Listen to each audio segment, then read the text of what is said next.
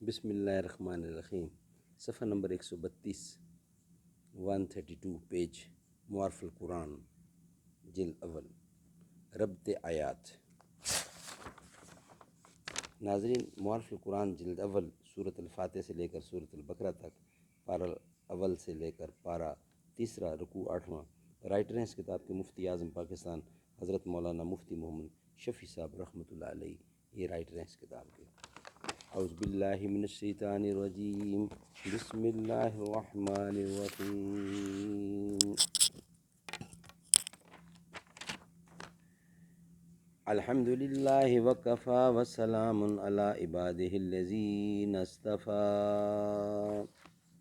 ربط آیات سورۃ البقرہ کی دوسری آیت میں اس دعا و درخواست کا جواب تھا جو سورۃ فاتح میں آئی ہے، یعنی اہدنا الصراط المستقیم، یعنی جو صراط مستقیم تم طلب کرتے ہو وہ اس کتاب میں ہے، کیونکہ قرآن کریم اول سے آخر تک صراط مستقیم ہی کی تشریح ہے۔ اس کے بعد قرآنی ہدایات کو قبول کرنے اور نہ کرنے کے اعتبار سے انسان کے 3 گروہوں کو بیان کیا گیا ہے۔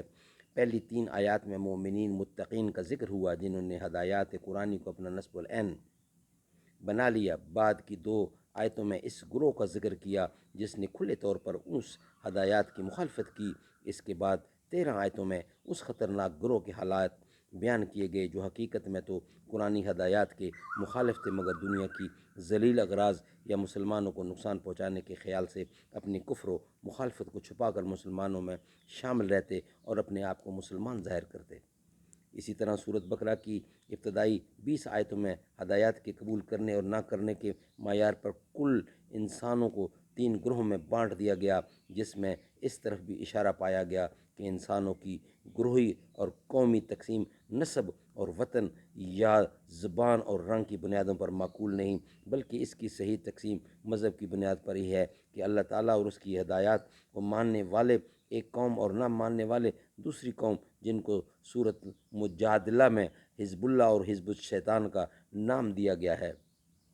غرض سورۃ بقرہ کی ابتدائی 20 آیتوں میں قرآنی ہدایات کو ماننے یا نہ ماننے کی بنیاد پر انسان کو 3 قوموں میں تقسیم کر کے ہر ایک کا کچھ حال بیان فرمایا گیا ہے۔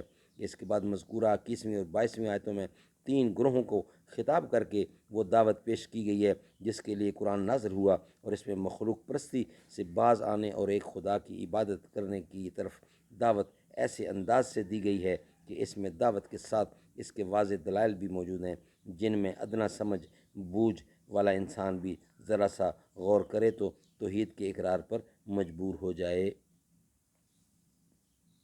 پہلی آیت میں یا ایھا الناس سے خطاب شروع ہوا۔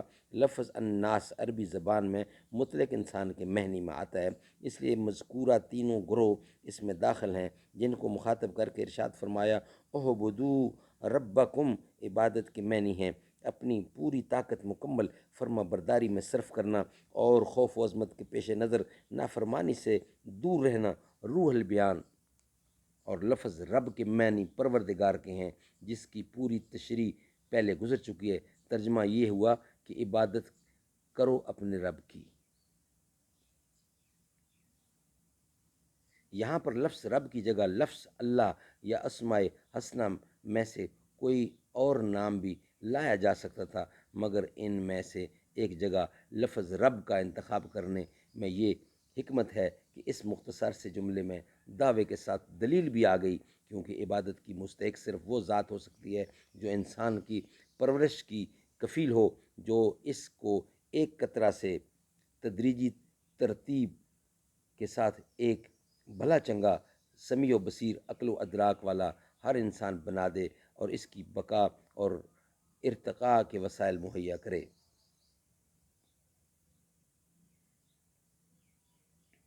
انشاءاللہ اس کا بقیہ حصہ نیکسٹ ویلاگ میں پیش کیا جائے گا۔ یہ آج کا پہلا ویلاگ تھا جو آپ کی خدمت میں پیش کیا۔ انشاءاللہ دوسرے ویلاگ میں اسی کا یہ کنٹینیو جا رہا ہے معارف القرآن۔ اللہ تعالیٰ سے مل کی توفیق عطا فرمائے۔